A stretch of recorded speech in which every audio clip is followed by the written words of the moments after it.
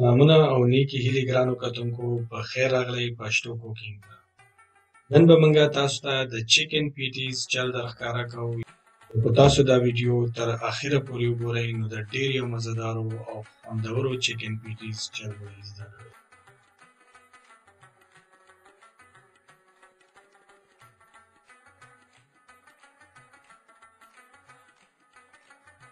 ټولو نه مخکې به تقریبا 2 لیټره اوبه وپوټ کوئ.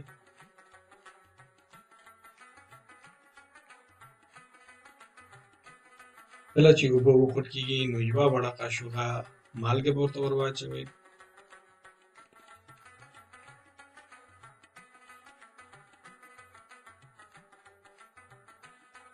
او یوه دانه د چرګ سینه او دا به پکې وپوټ کوئ چې پخه شي.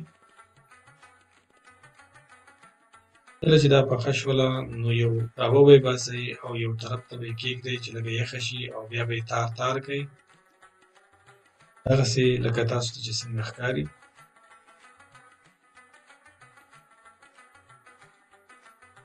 دوه غټې قاشوغې تیل یعنې غوړي به لږ تاوده کئ. کله چې غوړي تاوده شول نو بیا به ورته یو دانه پیاز دغسې پرېک شوی ور واچوئ.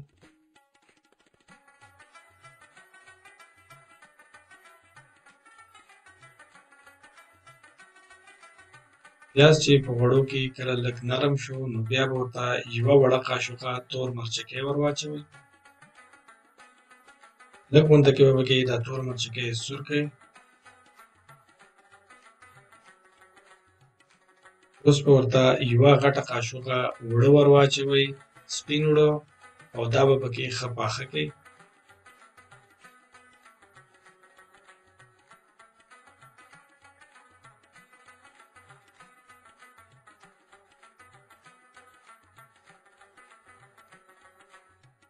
اوړه چې پاخه شول نو بیا به ورته هغه د چرګ سینه چې موږ کومه تار تار کړې وه دا به ورته ور واچوئ او دا به پکې لږه مکس کئ.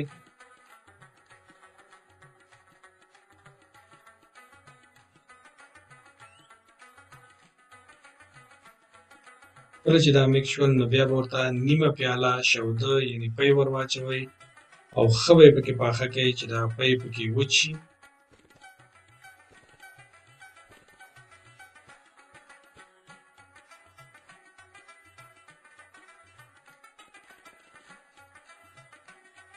کله چې دا پی دغه شان وچ شول نو دا به راواخلئ یو طرف ته به یې کېږدئ چې یخ شي، یعنې چې ښه پوره یخ شي، تاوده پاتې نه شي.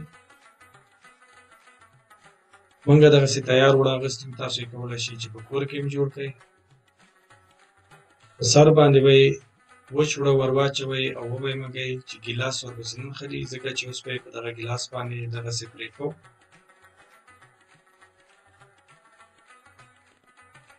نو دغسې به دا ټول اوړه پرې کړئ، دغسې ټوټې به ترې جوړې کړئ. یوه دانه هګۍ به راواخلئ او د یو بل سره به یې زیړ او سپین به یې مکس کړئ.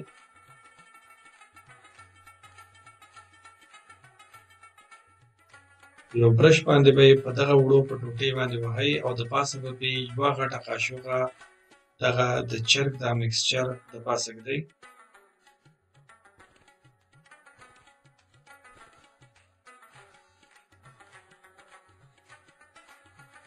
او بله د اوړو ټوټه به پرې رااخلئ، د خمیر دا ټوټه، او دا به پرې په سر باندې دغسې کېږدئ. طرفونه به یې لږ وزورئ چې دا چرګ ترې راونوځي. بیا به یې په سر باندې دغه هګۍ بیا په برش ووهئ.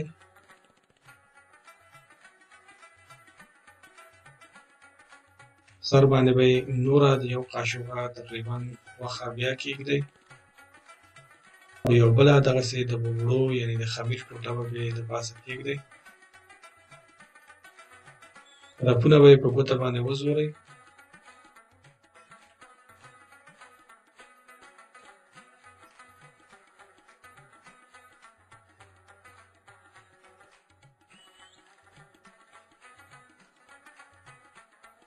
یو پنجه باندې به وله دا طرفونه دغسې وزورئ چې ښه د یو بل سره دا اوړه ونښلي.